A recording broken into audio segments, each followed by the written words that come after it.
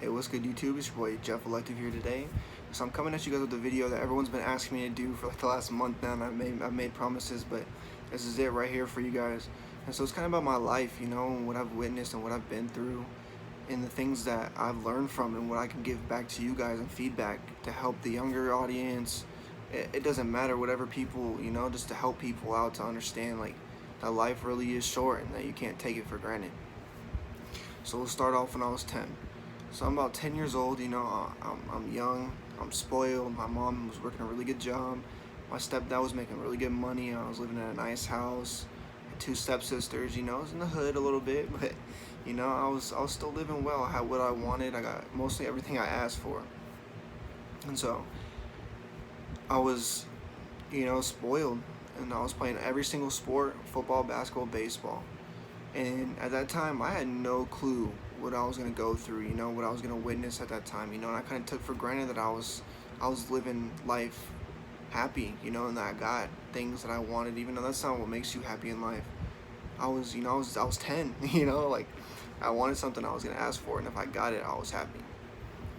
But I was spoiled, and things turned quick. My mom and him broke up after when I was like 11, 12, and mind you, I was living in this house for like 5, 6 years before, just spoiled getting what I wanted. So then I had a big reality check coming, and that was that when we moved out. I moved in with a friend that we didn't have a lot of money no more. My mom had to make sure she was paying all the bills because she didn't have to when we lived with him. And so it's kind of crazy to realize what you take for granted. And so we get to that point where we move out. 12 years old, about to go into 8th grade year, and I'm like, damn, I'm sleeping on my friend's floor.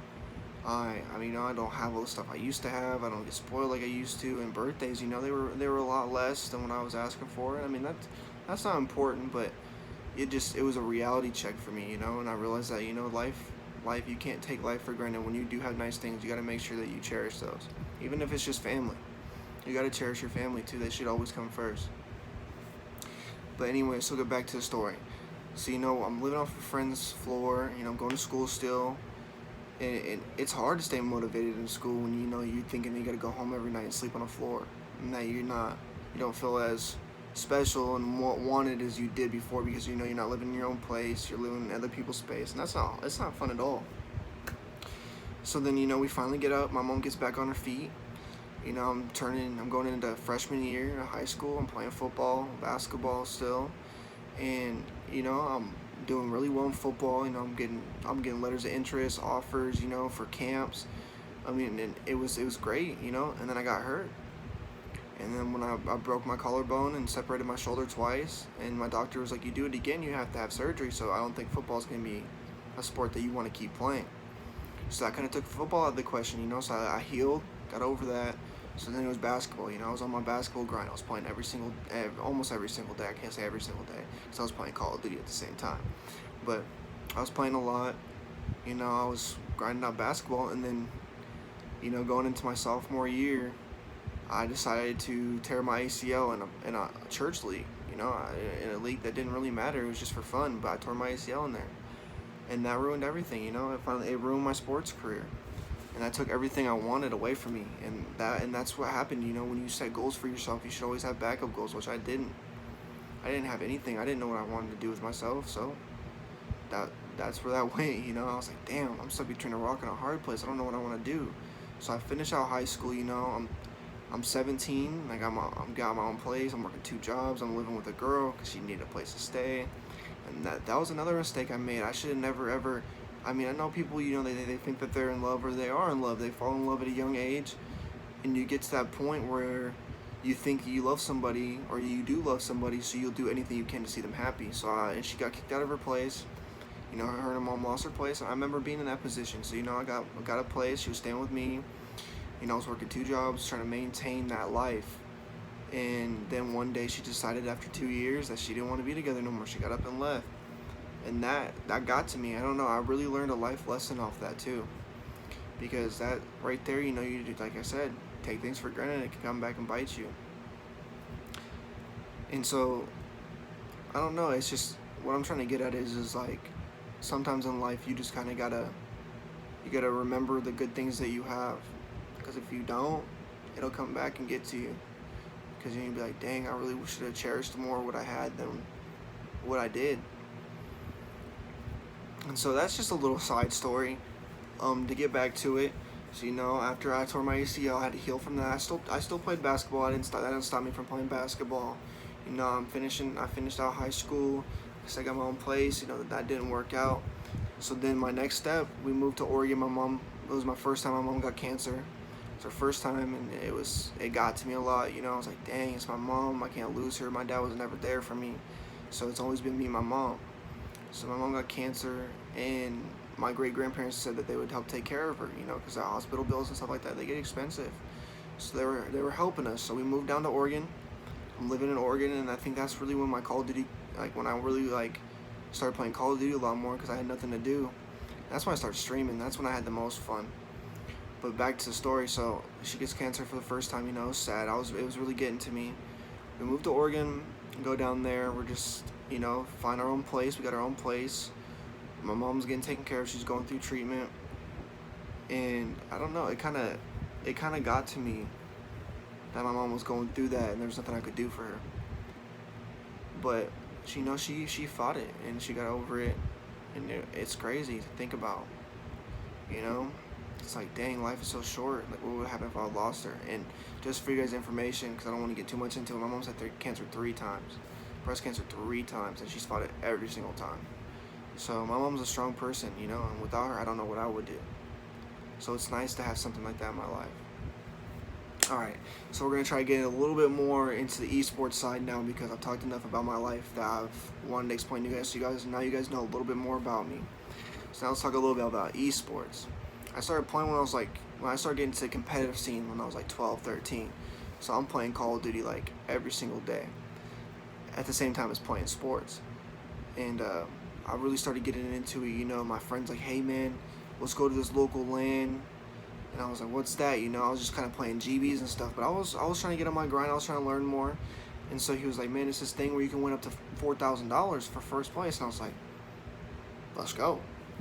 So we go to this event, and all of a sudden we're just cruising through it. We're beating kids, and I'm getting hyped. I'm talking smack. I'm like, what the heck? And I was a lot better than I thought I was. I was playing GBs and stuff, but that doesn't. I mean, that's cool and all. Back in the day, that was that was a thing. It wasn't UMGs or GB or tournaments and stuff like that that proved if you were good, unless you were playing as a pro player, which back then we were all young. So I was young still too, and that's when the competitive pro scene really caught me, and it brought me in, and I was like, Call of Duty's for me, So we go to this LAN, we're running through kids, and next thing you know, I find myself in the finals of this local, and I'm like, damn, we've come a long way in this weekend. So we're like, all right. So then we're playing, this is my hometown in Seattle, so it's not far from me. And so we're in the finals, we're going game 5. We tie, we 2-2. So we're going game 5 S&D on hard hat MW3.